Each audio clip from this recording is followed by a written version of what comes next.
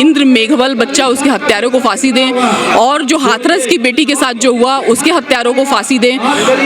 और ये लोग जो केंद्र सरकार या सरकारें जो आकर के थोड़ा बहुत पैसा दे देती हैं, ये लोग हम लोग को लोगों की कंपनसेट हो गया। तो मैं ये बोल रही हूँ कि हम बहुजन तुमको मिल के देते हैं पैसा, जितना तुम दे रहे हो उसका डबल देंगे। अपने घर की महिला को दो, अपने घर के बच्चे को दो, हम भी वही करेंगे जो तुमने हमारे महिला और बच्चों के साथ किया। अब ऐसे नहीं चलेगा कि मारो इस गाल पे ये भी ले लो गाल, अब ये नहीं चलेगा, इससे काम नहीं बनेगा। ऐसा हो रहा है ना, ये हो रहा है, हो तो रहा है। देखिए ये अब राम राम नहीं करी, ये अच्छी बात है, लेकिन यही बात है कि इसमें यही है कि हम इकट्ठे नहीं हैं भाई साहब, और अपने अधिकारों के लिए पता नहीं है हमें। इकट्ठे तो हैं, वो 8 साल के बच्चे को क्या पता? नहीं, 8 साल के बच्चे की बात नहीं बोल रही हूँ मैं, 8 साल के बच्चे के लिए तो मैं यहाँ पे हूँ। अब वहाँ पे आप बिहार में देख लीजिए, दो लड़कों को हाथ बांध, जो जवान हट्टे कट्टे लड़के हाथ पैर बांध करके उनको पीट पीट के मार डाला गया, पीट पीट के मार डाला गया।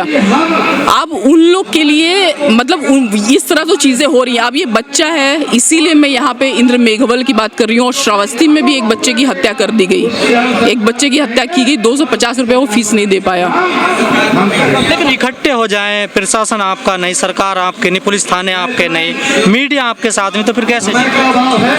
देखिए यही तो बात है कि अगर यही रीज़न है, जब जुडिशरी में हमारा व्यक्ति नहीं है, मीडिया में हमारा व्यक्ति नहीं है, कमिश्नर हमारा व्यक्ति नहीं है, सेक्रेटरी हमारा व्यक्ति नहीं है, और जब हमारा व्यक्ति कहीं पे है नहीं तो हम लोग को न्याय कहाँ ही मिलेगा? नहीं मिलेगा। तो हम लोग के लिए सिर्फ एक ही जगह है, सड़क। तो सड़क पे भी तो आंदोलन नहीं करने दिया।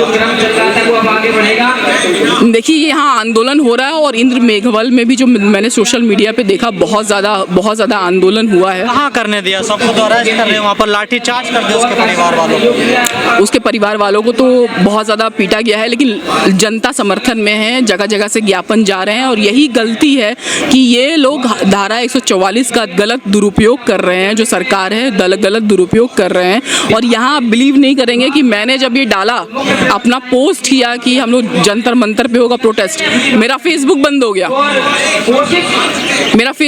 गया। तो ये चीज़ें तो होंगी ही होंगी। प्रियंका जी, कहा जाता है बीजेपी सरकार में ज़्यादा अत्याचार होते हैं दलितों पर। राजस्थान में तो कांग्रेस की सरकार है, लगातार मूंछ रखने पर, घोड़ी चढ़ने पर लगातार हत्याएं हो रही हैं, लड़कियों को उठाया जा रहा है। देखिए बीजेपी की सरकार में तो इसमें कोई दो राय नहीं है, चीज़ें हो रही हैं जो जहाँ नहीं हो रही थी वहाँ भी होने लगी हैं। अब आप जो राजस्थान की सरकार बता, देखिए इन दोनों में ज़्यादा मुझे नहीं लगता कि जो भी राज करने वाला है, अशोक गहलोत में जो भी उनको वहाँ पे देने वाले थे, जो भी एडवाइजरी उनकी है, उसमें एक भी SC ST का मेंबर नहीं है। 11 लोग हैं, एक भी SC ST का मेंबर नहीं है। करवा दिया अपना, तो खुद पिछड़े हैं ना अशोक गहलोत। तो SC ST के लोग नहीं हैं, तो अब पिछड़े हैं, तो कैसे पिछड़े हैं ये तो मुझे समझ में नहीं आ रहा। यानी कि अपनी सरकार में सवाल है, प्रियंका राहुल वहाँ तो जाते हाथरस न्याय दिलाने, राजस्थान नहीं जाते हैं ये लोग। नहीं, देखिए मेरा तो यही कहना है कि कहीं पे भी इस तरह की घटना हो, सबसे पहले तो अपने घर में ही देखना चाहिए। अगर ये लोग नहीं जाते तो ये गलत बात है, नहीं जाते तो ये गलत बात है। और अगर नहीं जाते तो कम से कम ये तो बताएं कि उसके लिए उन्होंने क्या किया, क्या प्रावधान किए, क्या दोषियों के लिए क्या किया, क्या प्रावधान किए कि उसको आप तो मुझे यही लगता है ना कि अशोक गहलोत कह रहे हैं ऐसी घटनाएं तो हर राज्य में होती है, मैं क्या कर सकता हूँ? ये CM का बयान है एक स्टेट के। देखिए ये बिल्कुल ही जिसको कहते हैं ना कि गैर जिम्मेदाराना बयान है ये। और ऐसे बयान आप बिलीव करिए सिर्फ अशोक गहलोत नहीं दे रहे हैं, हमारे भी समाज में कुछ होंगे और लोग बोलते रहते हैं, अरे ये तो होता ही रहता है, कौन सा नया हो रहा है, बीजेपी आ गई, बीजेपी के टाइम में हो रहा है, तो ये कौन सा नया है, पहले भी होता था। आखिर करे क्या फिर? देखिए दलित आखिर क्या करे, दलित अब तो देखिए यही सही बात है कि जब निजीकरण हो गया और सामाजिक न्याय की जो भावना जो थी वो चीज़ें भी ख़त्म हो गई, क्योंकि आरक्षण एक सामाजिक न्याय की प्रक्रिया ही थी।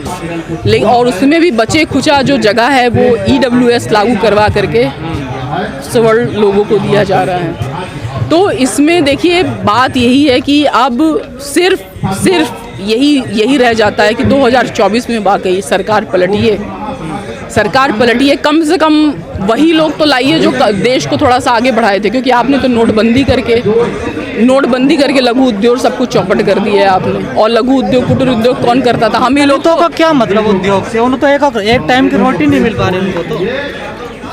ऐसी बात नहीं, कुटीर उद्योग लगी जो डेवलप होते हैं, क्या उसमें लोग नहीं लगते काम पे? 8% को छोड़ दीजिए ना, उसका तो कोई मतलब ही नहीं है समाज में क्या हो क्या नहीं। देखिए, जो पढ़ने का अधिकार है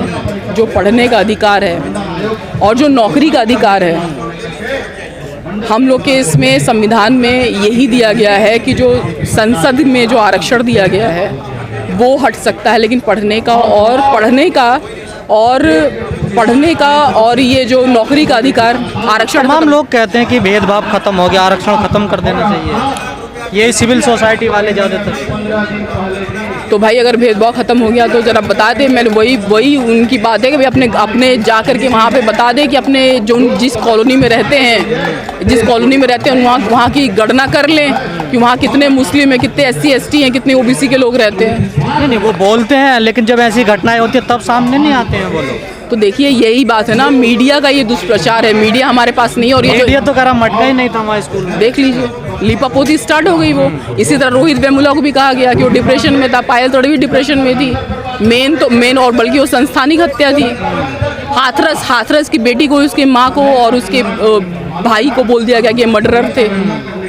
तो मीडिया तो ये करती है आप में और सब में भ्रम ही पैदा करती है वो। तो यही है मैंने तो जो न्यूज़ वाले हैं, यही अमृतकाल है, देश में अमृतकाल मनाया जा रहा है, 75 वर्ष हो गए देश की आज़ादी को। तो मना कौन रहा अमृतकाल? मैंने तो अपने DP पे लगा रखा है, ये अमृत महोत्सव है। जिस दिन खड़े हो करके प्रधानमंत्री जी वहाँ पे बोल रहे थे कि बेटियों की रक्षा होनी चाहिए, उसी दिन बिल्किस बानो के दोषियों को छोड़ दिया जाता है।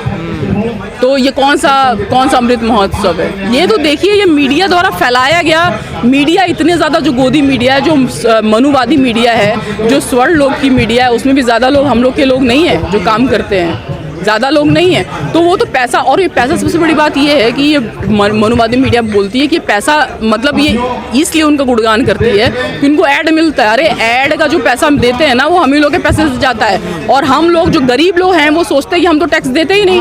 आपके साबुन पे टैक्स है, आपके खाने पे टैक्स है, आपकी रोटी पे टैक्स है, आपके चावल पे टैक्स है, सब पे टैक्स है। तो आप जब सीना ठोक के बोले ना, टैक्स देते हैं हम, लेकिन इसी चीज़ में थोड़े से लोग पिछड़ जाते हैं कि बोल नहीं पाते हैं कि हम लोग देते हैं। जी, आपको उम्मीद है जाति खत्म हो सकती है इस देश से? आप भी लगातार काम कर रहे हैं। देखिए, जाति खत्म हो या ना हो, इस चीज़ में कोई बड़ा लिखा है ना। सुनिए, समझ आपने सुना था उसके बारे में। सुनिए, जाति खत्म हो सकती है, ना हो या ना हो, लेकिन सारे लोगों को सम्मानजनक स्थान मिलना चाहिए। उसके लिए जिनको नहीं मिला, जाति के रहते हुए लगता है आपको सम्मान मिल पाएगा?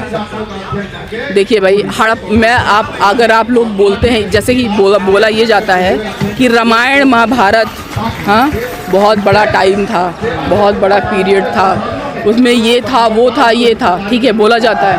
तो वो ASI वाले जो हैं, आर्कियोलॉजिकल सर्वे ऑफ इंडिया, जो उत्खनन होता है, उसमें जरा एक ईंट निकाल के दिखाते हैं राम के काल का या महाभारत के काल का। अशोक के निकलते हैं, बौद्ध काल के निकलते हैं। और जो हड़प्पन सिविलाइजेशन है, हम लोग उसी के निवासी हैं। आपको पता होगा, जब आर्यन आए तो 200 साल तक हमारे वहाँ हम लोग की हिस्ट्री अंधकारमय हिस्ट्री कहा जाता है। मतलब इस हिस्ट्री को बताया ही नहीं गया। उसमें हुआ क्या हुआ? उसमें ये कि यहाँ के लोगों को, जो से एक पक्षी होता है, बहुत मासूम पक्षी होता है, डोडो बर्ड है, तो बहुत मासूम पक्षी होता है, वो ख़त्म हो गया। तो हम लोग भी मासूम है, हर किसी का हम लोग स्वागत करते हैं।